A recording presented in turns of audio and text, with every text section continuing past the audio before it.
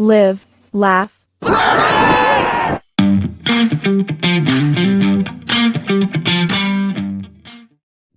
it going, everybody? This is Daniel. We are joined by the Dragon of Malice, Jazmyne.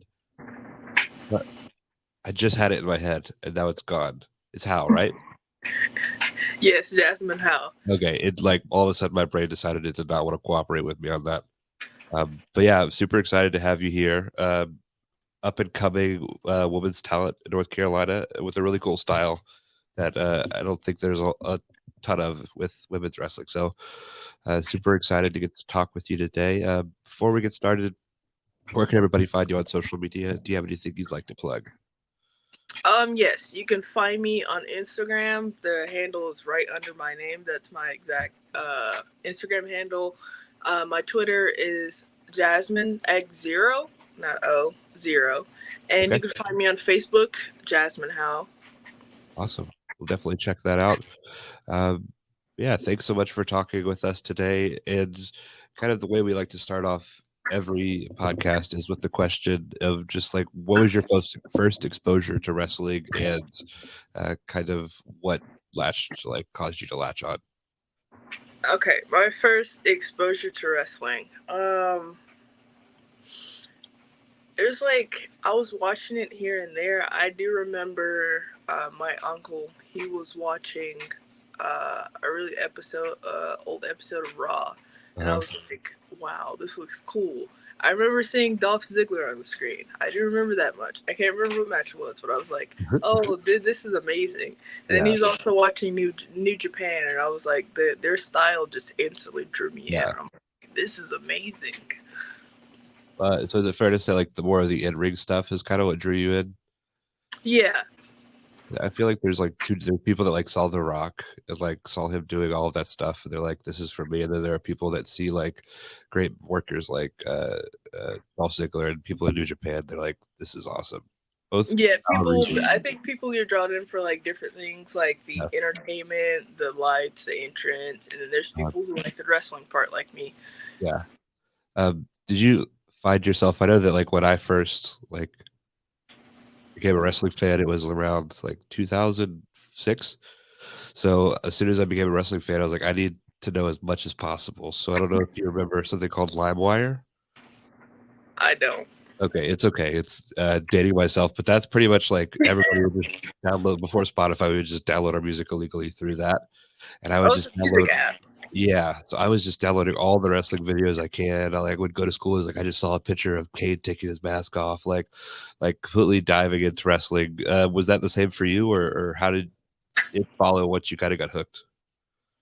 I just kind of was like, I didn't really use social media back then because I was like a kid. So yeah. I was kind of watching on TV weekly. Okay, nice. At what point did you decide that like you wanted to be a wrestler? Or is that something that was kind of always there? So as far as wanting to do wrestling, I'm a huge fan of like men's wrestling. So watching this, and like back then when like women weren't allowed to wrestle in New Japan, and you know the women's wrestling scene wasn't that great.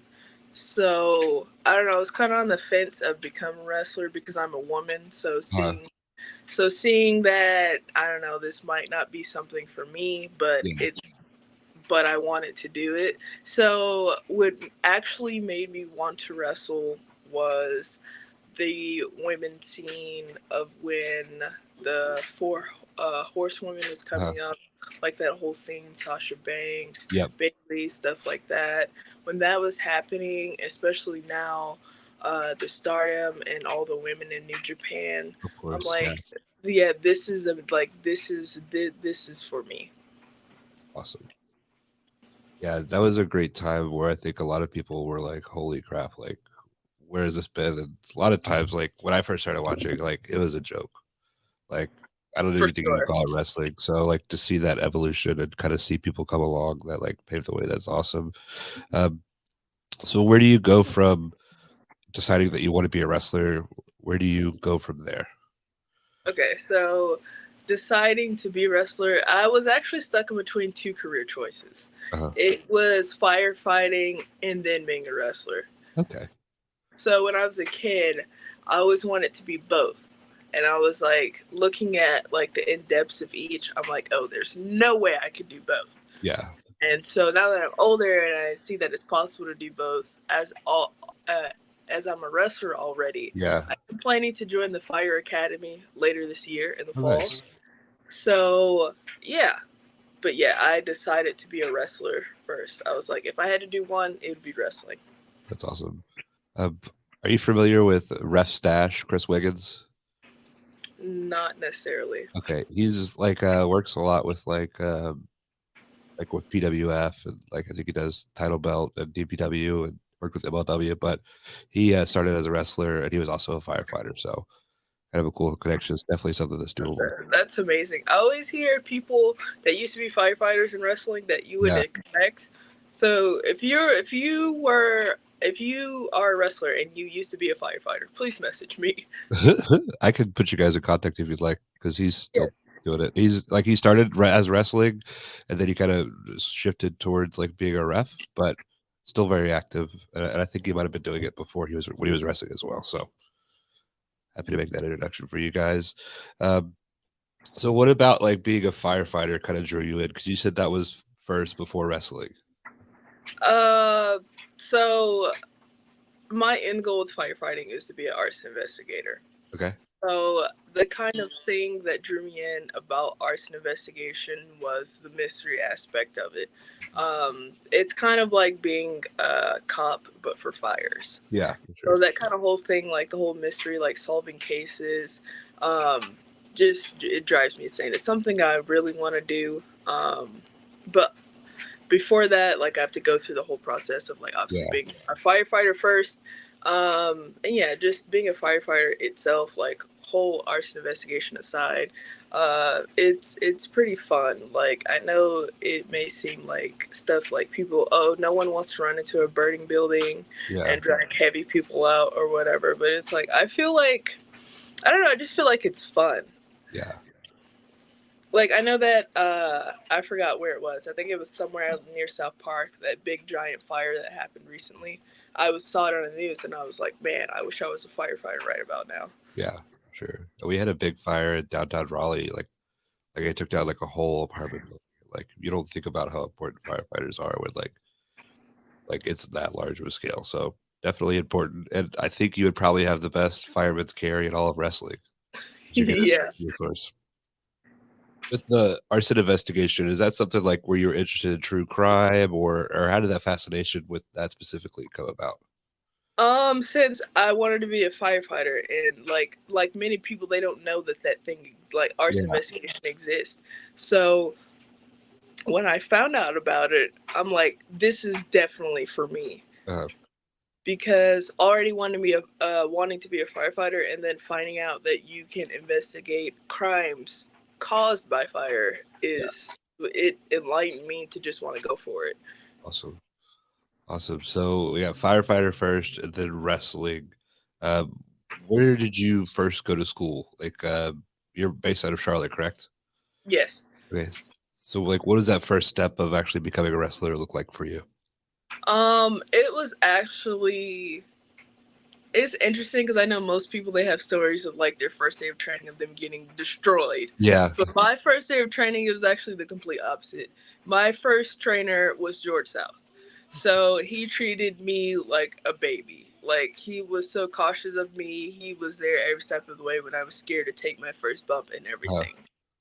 So, however, going to James Drake's class was a completely different story. Yeah. Complete like a water and vinegar there. So that you were at is it still High Spots? Well, it was High Spots, but the school doesn't exist anymore. Okay. Yeah, I think they had like Caleb Conley there too. Like, what a great like team of wrestlers to learn from. Yeah, yes, Savannah Evans, Rayhan, a lot of great people. Yeah, it's totally very talented. All of them should be on TV. But when you first started, did you have an idea of like who were like some of your favorite wrestlers? Like what are some of the styles that you were drawn to?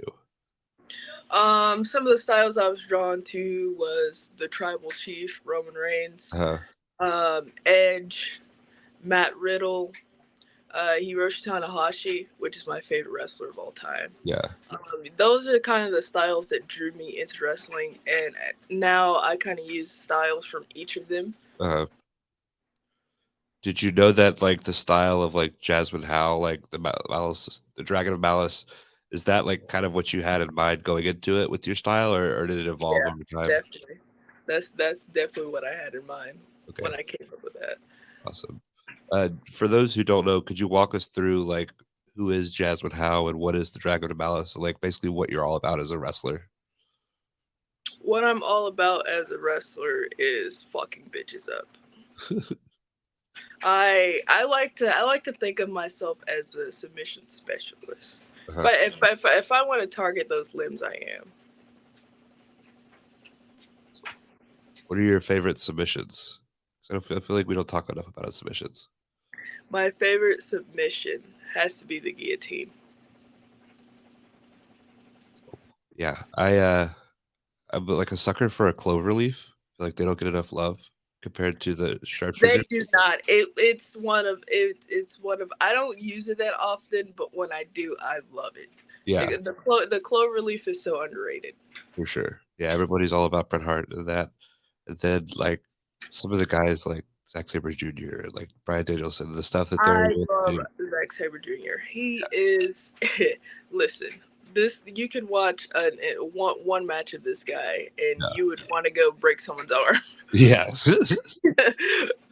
He's got like that such like a the shit eating grin of like he has that face that like makes you want to kick his ass, but the ability Yeah, to for slow you can't. sure. So it's like the perfect combination of that.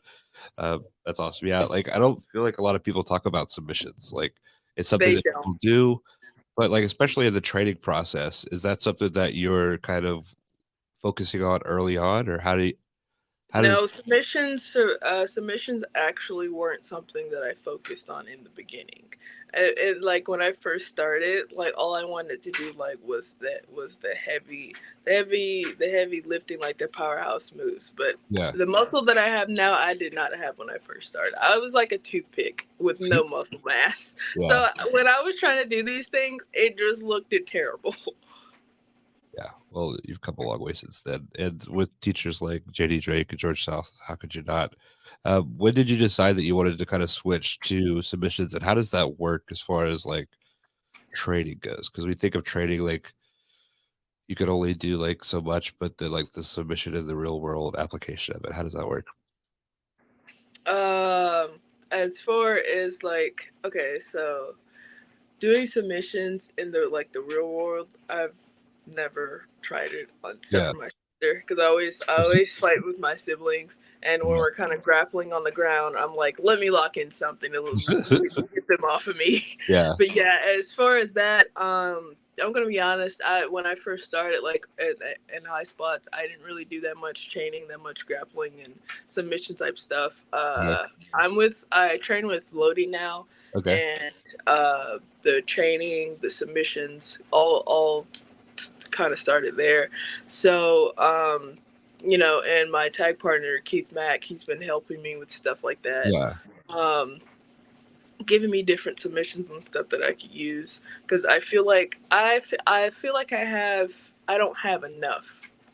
I Yeah. would like at least 30. I would like to have at least 30, but I don't even have nowhere near that. So the submissions are still kind of coming in. But yeah, it's one of my favorite things I like to work on now. Nice. How many would you say you have now? I would say I have about maybe 6 to 8, not much. So That's I'd nice. say That's I got a high list to go to if I want yeah. that. Yeah. Well, I think you could do it. I mean, Jericho's got what 1,000 holds. So Jericho? is it Jericho? I don't I know. think it's Steve Belico. Well, somebody has a list of like there's like the so and so of 1,000 holds. So 30, that'll be easy for you. What would you say are like your favorite submission moves? Like maybe not to perform, but to like that you've seen on some of your favorite wrestlers. I do like a lot of people hate Ronda Rousey, but I kind of like the armbar she does. The Yeah. armbar submission, uh, like we were just talking about earlier, the clover leaf. Yeah. I wasn't really a big fan of the guillotine either until I saw Roman do it. He made that look crisp, Oh yeah. perfect. And you ever watch some of Suzuki? His matches, like Yeah. every submission he does is just amazing. Yeah. He is something else. As a 50-year-old man, like doing what he's doing, and He is crazy. yeah, I love watching him. yeah, and like the hair, and like the fact that he was like actually like a badass fighter that could like fuck you up. And Exactly. then he decided he wanted to do wrestling. Is pretty cool. But yeah, that is awesome. So you mentioned going to Lodi school. So you go from like a fountain of wealth at high spots, and then you go over to Lodi school where you have you mentioned Keith Mack. Does John? I think John Schuyler helps out sometimes there. Yeah, John Schuyler, Savannah Evans. She comes around when she can. Yeah. So you've kind of been lucky because I know some people that we've talked to, you get like one guy that like never actually like did anything, and you have all these people that are not only good in the ring but are good at the business and kind of help you guide along. What was that transition like between schools? Like, because obviously every school is going to be different. Like, how does that transition work? So with high spots, there was 3 sets of trainers. Yeah. We had George South, Caprice Coleman, and James Drake. Yeah. Each of them had completely different stuff to offer. Caprice was more of like a drill cardio type of thing. James was like for the hard hitting and also kind of that, like he kind of incorporated cardio type of stuff in there Yeah. as well, and had open ring at the end of the night and whatever you want to do. Lodi is more old school. He likes to teach the basics. It doesn't matter how well you know them. The basics is him. Character work. He likes to teach. And honestly, I didn't know. I wasn't that good at chaining until I went to Lodi. I didn't really do any chain. I was terrible at it until I went to Lodi. And tremendously after going there, working on my chaining every single time, I would say I'm much better at it. Awesome. Do you were you kind of starstruck at any point with some of the people that you've like trained with, like Caprice Coleman, like guy that's been around, JD Drake, George South, Lodi? Yeah, I've been told many times that I have a stacked team. Yeah. Have you ever taken a chop from JD Drake? No, but I want to. I want to. Okay. That's kind of not many people would openly admit that, Yeah. but I want to. Yeah, somebody recently described his hands as just a giant brick. Like we talked to Robert Martyr, and he's wrestled Suzuki and James Drake, and he says that JD Drake's hurt way more than Suzuki. So I believe it. yeah, he said the forearm Suzuki has it all day, but JD Drake has the chops. So what a unique position to be able to answer that question. But yeah, I don't think I would be brave enough to take that chop. So you're training at Lodi School. How long before you have your first match? I was training for about a year at least, and even then I didn't want to have my first match. Like when I was there at the show, when I put on my gear, I wanted to take it off. I was like, I was so nervous. I don't feel like I'm ready. George South, he thought I was ready. He was like, you're gonna keep your gear on, you're gonna do this match. And so I did the match. How was it? Was it better than you thought it was, or what is the moment like first walk through the crowd? When I first walked through the crowd, I was honestly nervous as hell, and but the match, if I wasn't so nervous, I feel like it just would have been nothing. Yeah. Like because it was easy. Yeah, that's what you kind of. But I was just thinking about how nervous and how how is this gonna look? How is that gonna look? What are they gonna think of me? What point did it kind of like you just kind of hop in and be like, oh, this is what I've been training for? Was there a moment like that in the match? Not in that match, but in the second match I had, there was definitely a moment like that. Who was the first match with, and who was the second match against? The first match I've ever had was against Ella Envy. Okay, So And somebody, the second match, I can't remember it. I think it was a tag match. I It was either a tag match or a rumble. mhm. I can't remember. Okay, awesome. But Ellie Vici is a great worker, so somebody good to be in the first match.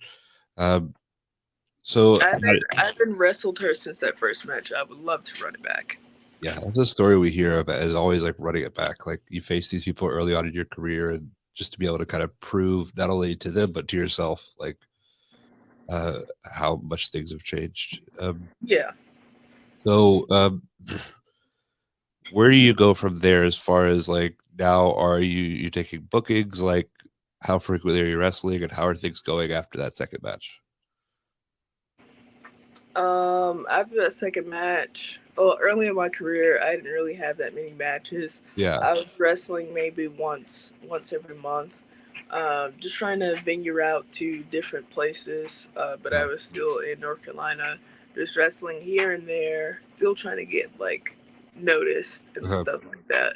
But my career didn't really pick up for me until like that next year. yeah. At what point did I know you've worked a few times with CZW. At what point does that come along for you? Um, that came along for me, I believe. I can't remember what my first show was. I think it was at the end of Uh, last year or the beginning of this year. what was that like working with like a company with like such a history and like there's a pedigree to anybody that steps in that rig? It was amazing, actually. That was my first time ever wrestling like up north.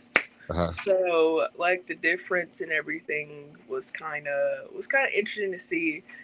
Stepping foot in the ring for the first time, I was like, oh my god, this is finally happening. Because if you look at CZW, like they have a long track record of, and I know the company's like rebranded now from like the death matches and stuff, or the stuff that they used to have versus Yeah, now. But it's still such an amazing thing to like be a part of. yeah. It's a name, but it's like a something you could put on your resume. Like I went Yeah, through and it. I know they're rebranding like and trying to get like more women on there. Yeah, for sure. But yeah, it's definitely something to be a part of. As far as like the rebranding, Awesome. And I think you were just there this past weekend, right? yes, I was there. Awesome. Yeah. Talked to Jada Stone about that, but the show seems fun, especially with Rich Swan on each show. He brings the party with him, so always awesome to see him wrestle. Um, Yes, Rich Swan is always a joy. yeah, awesome. So you've been wrestling for close to is it a year or 2 years now? Um, if you count training, it's almost 3. If you Okay. don't count training, it's almost 2. Okay. So where do you see yourself for like the next year, and then where do you hope to see yourself for the next 5 years? In the next 5 years, I hope to see myself in New Japan. Okay. That's my goal, to be signed with New Japan. Do you have any like dream New Japan matches that you'd like to have? I'm pretty sure they won't allow it, but if they do, I would like to wrestle Hiroshi Tanahashi before he retires. That would be awesome. Yeah, he's still going pretty strong. He is, for his age, it's just amazing. Yeah, sure. Did you see the match he had with MJF at Forbidden Door? No, I did not watch that yet. Oh, it's pretty good. Yeah, he's still got it. He's still doing great things. The match he had with Moxley last Forbidden Door, like all the other stuff. Everybody he's wrestled is crazy. Um, and then as far as the next year, where do you hope to be? Who are some of the people that you hope to wrestle? Like maybe on like a Eastern Seaboard scene. I do have about 3 women that I want to wrestle within the next year. I want Savannah Evans. I want the NWA Women's Champion Camille Brickhouse. Yep. And I want Su Young. I've been wanting to wrestle Su Young for I don't know how long now. Awesome. Yeah, all three great competitors. Camille Brookhouse out of Durham representing, and then Soo Young, just amazing for everything she's done. And I blacked out. Leave me a second. My brains are not working today. I completely forgot the first one of these. I could probably get it. Savannah Evans. Yep, it's working. It's just working slow. Yeah, Savannah Evans is such like a awesome like example like for this area because a lot of our conversations, like I talked to Brittany Jade, and she's like, the problem is like there's only so many people who can wrestle, like in North Carolina. Like you There have is. matches with like the same like 6 people, but like for Savannah Evans to be able to kind of like make it out, and now she's traveling and she's on TV. It's really awesome to see. Like not only are the men from North Carolina getting a shine, but the women are starting to make waves too. Same with Yeah. I feel like almost everybody here in North Carolina is something to look at. yeah, 100%. There's so many talented, like just everywhere, like everything, like companies, wrestlers, referees, production companies. I think it maybe gets a little bit of credit because there's all the history, but people don't give North Carolina credit for like what they're doing now. They don't. Do you have any promotions that you like are looking to branch out to and wrestle at? I am looking to get out up there in the UK scene a little bit more. Cool. But I do want to get up to Chicago at least once next year. Yeah, there's a new promotion. I think it's called like Destination 6. That is doing some cool things. I know Victor Andrews worked there. Sean Cruz recently. Uh, might be something to check into. But it's like supposedly in this like old church. So it's like this. I think they do like the Impact Octagon ring, and it's just like in this church. So there's like stained glass windows. So it looks like a pretty cool place to wrestle. But This is in Chicago, right? yeah, I think it's Destination 6. I could send over their page if you want to. But yeah, definitely somebody to be on the lookout for as you move forward. Do you have any people that you work with that you think more people should know about? Well, I've not worked against these people, but these are definitely some people that's I think more people should know about Jordan Holt. He is an amazing wrestler. Not too many people know about him, but you should. You should go watch his stuff. More people should also know about Zay Vega. He's up and coming. Um, Another nice talent to look at, and I'm pretty sure you all know this name by now. But if you don't, you should definitely go check out Rayhan Intez. He is one of the best. Yeah. The whole package. He could talk, back it up in the ring. Listen, his promos have everybody. He has the whole timeline. Yeah.